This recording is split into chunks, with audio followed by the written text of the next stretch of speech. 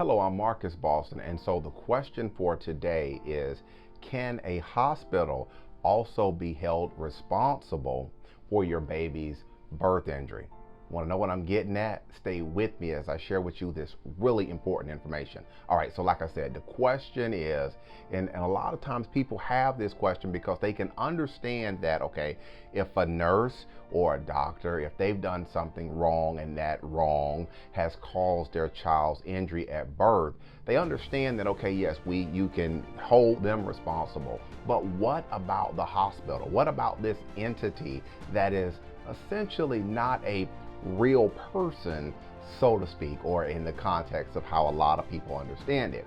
And so for this video today, I'm going to help you understand how birth trauma and birth injury attorneys, how we go about holding hospitals also responsible in certain situations when there is a birth injury that has occurred. All right, so I'm going to give you a little quick background and some facts so you can understand. So what we generally have is a parent or family, they'll contact us and let us know that their baby has suffered an injury at birth, and they're concerned about the challenges. They're concerned about a lot of things, treatment and what caused the injury and all of these things.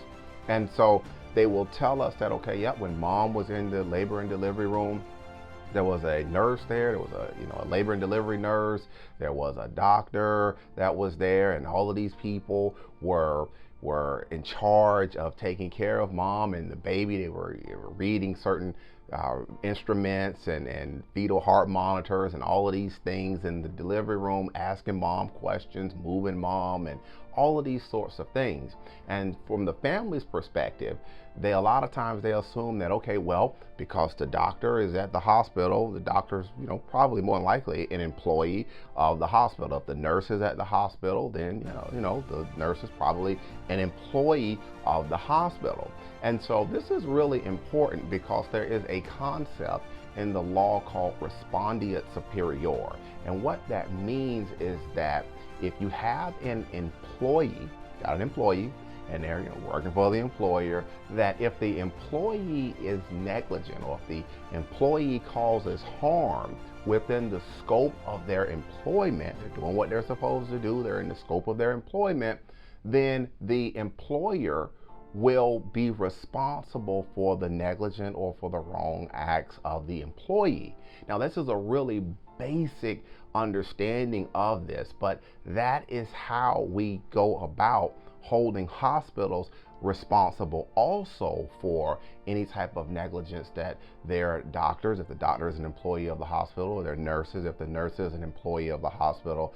That's how we go about holding the hospital responsible under this concept of respondeat superior. And then the hospital is what we call vicariously liable for the inactions of their employee. Now, this is a very basic understanding of this. There's a lot of elements, or there's some things that have to be met for this to work, but I'm just trying to help you understand how hospitals are also in some cases responsible for these birth trauma or these birth injury cases. And like I said early in the video, for a lot of families and for a lot of people, they can understand that first part because the doctor is a person and was in there in the delivery room, and the nurse is a person and they are in the delivery room too. But that hospital, it's a little bit tricky because it's like, well, the hospital isn't a person, so to speak, and it doesn't talk and doesn't move and all of these other things. So the purpose of today's video is to help you understand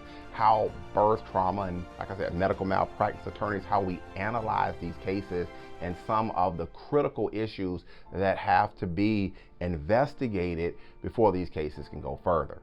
If you have more questions about what's going on, maybe you're watching this video today because you have this question, you're wondering about, okay, is the hospital also responsible for what happened to my baby? Maybe you're remembering back to labor and delivery and the doctors have told you certain things. Maybe your baby has an HIE diagnosis or a CP diagnosis, and a brain injury essentially, and you're worried and concerned about what's going to happen into the future. If you've got these types of questions, go ahead and pick up the phone and give me a call. The phone number is on the screen, and you can call me and we can talk further about it. Now, before I leave, I want to make sure that you understand that if you call me and you're not in the state of Maryland, because I practice law here in the state of Maryland, that if we can help you, we have to use what we call local counsel in your state or your area to move forward on these types of cases. So I just want to make sure that you understand that concept. All right, that's going to be it for today's quick educational video. Again, I'm Marcus Boston, and I'm one of the childbirth injury and medical malpractice attorneys practicing law here in the state of Maryland at Boston Law Group, LLC. And we will see you next time. Take care and enjoy the rest of your day.